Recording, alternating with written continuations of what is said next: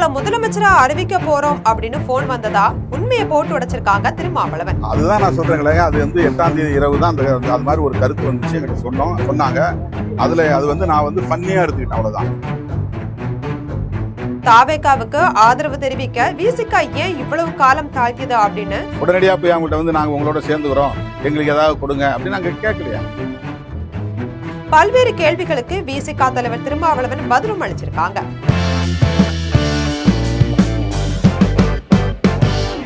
அதிமுக திமுக சேர்ந்து ஆட்சி அமைக்கிறதுக்கும் தன்னை முதலமைச்சரா முன்வைக்கிறது பத்தியும் பதிலளிச்சிருக்காங்க திருமாவளவன். விசிக தலைவரும் எம்பியுமான திருமாவளவன் தனியார் தொலைக்காட்சி ஒன்றுக்கு பேட்டி அளிச்சிருக்காங்க.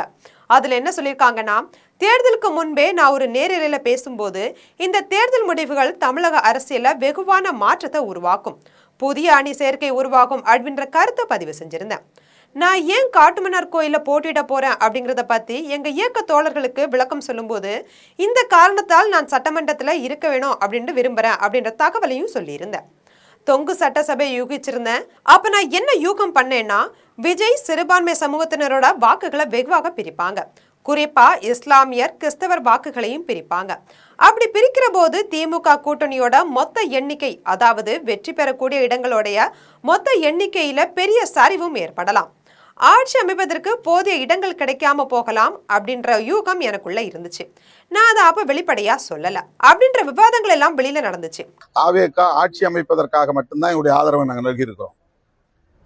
அங்க 2 சீட்ல ஒரு ஆட்சி அமைய முடியாமல் போயிடக்கூடாதுங்கிறதுனால, பிரசிடென்ட் ரூல் இங்க வந்துடக்கூடாதுங்கிறதுனால, மறுபடியும் ஒரு தேர்தல் வந்துவிடக் கூடாது என்பதனால இப்ப தொங்கு சட்டசபை வருமானு இவர் எதிர்பார்க்காரா அப்படின்ற விவாதங்கள் எல்லாம் வெளியில நடந்துச்சு.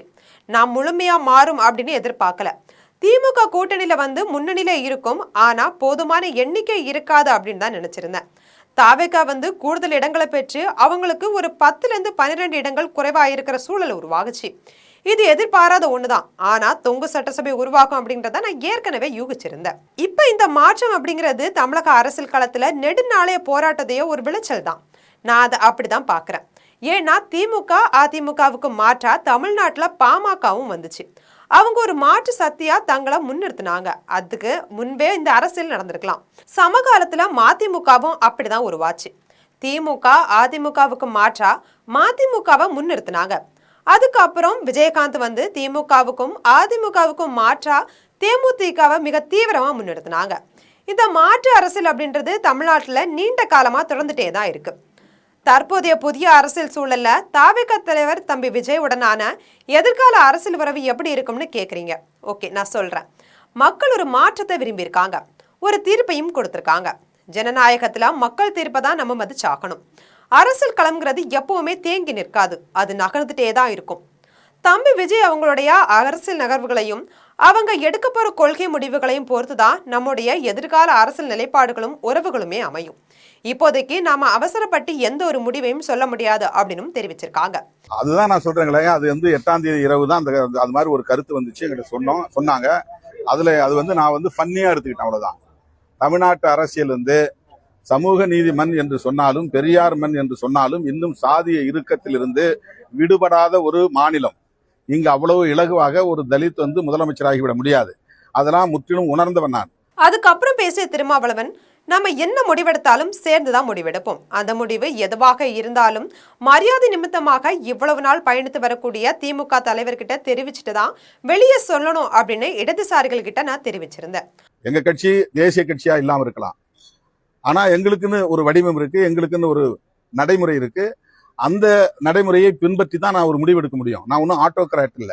அது மட்டும் இல்லாம குறைந்தபட்ச செயல் திட்டத்தை விஜய்க்கு முன்வைப்போம் அப்படின்னு இடதுசாரிகள்கிட்ட கோரிக்கையும் வச்சிருந்தேன். அதுக்கப்புறம் தான் அவர்களோட கூட்டமும் கூடுச்சு. அது 4 மணிக்கு முடியும் அப்படின்றதால நாங்க 5 மணிக்கு வைத்த பிறகுதான் 6 மணிக்கு அப்படின்னு ஆச்சு. இதுக்கிடையில இடதுசாரிகளுடைய மாநில செயலாளர்கள் தொலைபேசியில தொடர்பு கொண்டு தாவேகாவுக்கு ஆதரவு தருவதா சொன்னாங்க. முன்னதா 5ஆம் தேதி மாலை திமுக கூட்டணி கட்சியினர் திமுக தலைவரை நேர்ல சந்திச்சோம். அப்போ அவர் இது மக்கள் அளித்த தீர்ப்பு, அதனால அவர் ஆட்சி அமைப்பதை நம்ம யாரும் இடையூறு செய்யக்கூடாது, அனைவரும் ஒற்றுமையா இருந்து செயல்படுவோம் அப்படின்னு தெரிவிச்சிருந்தாங்க. 7ஆம் தேதி தனித்தனியா மு.க. ஸ்டாலினிடம் இருந்து எங்களுக்கு அழைப்பு வந்துச்சு. நாங்க சென்று சேர்ந்து சந்திச்ச போது அதிமுக திமுக சேர்ந்தா ஆட்சி அமைக்கக்கூடிய சூழல் இருக்கு, எடப்பாடி பழனிசாமியை முதலமைச்சரா ஆக்கலாம், என்ன சொல்றீங்க அப்படின்னு கேட்டிருந்தாங்க. நான் இது திமுகவுக்கே பெரிய கேள்விக்குறியாகிடும், உங்கள் எதிர்காலமே சூன்யமாகிடும், இது நல்ல முயற்சி இல்லை அப்படின்னு நான் சொல்லிட்டேன். இடதுசாரிகளும் கிட்டத்தட்ட அதே தான் சொன்னாங்க. பிறகு அது தொடர்பா எந்த பேச்சும் எங்க கிட்ட வரல. 8ஆம் தேதி நான் அவரை சந்திச்ச போது கூட இடதுசாரிகளை தொடர்ந்து நீங்களும் தாவேக்காவை ஆதரிப்பது அப்படின்னு முடிவு செஞ்சிருக்கீங்க, அதையே செய்யுங்க அப்படின்னு ஸ்டாலின் தெரிவிச்சிருந்தாங்க. அவர் அங்கிருந்து போன பிறகு இந்த விவகாரத்துல தற்போது வேறு ஒரு பேச்சும் எழுந்துச்சு. திருமாவளவனை பொதுவா முதலமைச்சராகவும் EPS உள்ளிட்டோரை துணை முதலமைச்சராகவும் ஏற்பதற்கு அதிமுக தரப்புல இருந்து பேச்சுக்கள் எழுந்ததா தெரிவிச்சாங்க. மேலும் அப்படியா ஒண்ணு நடந்தா நாங்க வெளியில இருந்து உங்களை ஆதரிப்போம் அப்படின்னு தெரிவிச்சிருந்தாங்க. இதெல்லாம் தமிழ்நாட்டுல நடக்குமா அப்படின்னு சொல்லிட்டு நான் சிரிச்சுட்டே வந்துட்டேன். வேளச்சேரியில் செய்தியாளர்களை சந்திச்ச போது கூட நான் 9ஆம் தேதி முடிவை அறிவிக்கிறேன் அப்படின்னு தான் தெரிவிச்சிருந்தேன். இதற்கிடையில எங்க கட்சியினரோட ஆலோசனையில என்ன நடந்தது அப்படின்றதையும் நம்ம பார்க்கணும். இடதுசாரிகள் கருத்தை வழிமொழிகிறோம் சரி, ஆனா அவங்க அமைச்சரவையில இடம் இல்லை அப்படின்னு முடிவெடுத்ததால அதனையே நாமும் எடுக்க வேண்டுமா அப்படின்றத கொடுத்தும் ஆலோசனை கூடத்துல பேசப்பட்டுச்சு. நிர்வாகிகள் பலரும் அமைச்சரவையில இடம்பெற வேணும் அப்படின்னு சொல்லிட்டு வலியுறுத்தினாங்க. 8ஆம் தேதி மாலையே ஆதரவு கடிதம் தயார் செஞ்சு ரவிக்குமாருக்கு வந்தாச்சு. வன்னியரசு வெளியே இருந்ததால அவர் சென்னை வரதுக்கு 9ஆம் தேதி காலை தாமதம் ஆயிடுச்சு. நானும் அவரை என்னை சந்திக்கிறதுக்கு முன்பாவே ஒரு பொது செயலாளர்களை பார்த்துட்டு வர சொல்லியிருந்தேன். அதனால 12:45 மணி போலதான் அவரு வந்து சந்திச்சாரு. அங்க வச்சுதான் அமைச்சரவையில இடம் பெறுவதா வேண்டாமா அப்படின்னு ஆலோசிச்சோம்.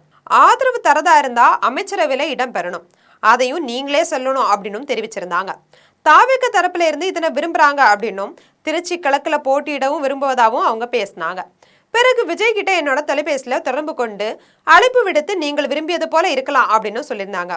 இதுக்கப்புறம் தான் ஆலோசனை முடிச்சுட்டு 3 மணிக்கு ஆதரவுக்கு தகவல் கொடுத்துட்டு வர சொல்லி அவர்கிட்ட கடிதம் கொடுக்க 4 மணி ஆயிடுச்சு. ஆதவ் அர்ஜுனா கிட்ட கடிதம் கொடுத்த பிறகு வந்த போன் கால்ல இதற்கிடையில சிலர் என்ன தொடர்பு கொண்டாங்க. உடனடியா போய் அவங்கள்ட்ட வந்து நாங்க உங்களோட சேர்ந்துக்கிறோம், எங்களுக்கு ஏதாவது கொடுங்க அப்படின்னு நாங்க கேட்கலையா.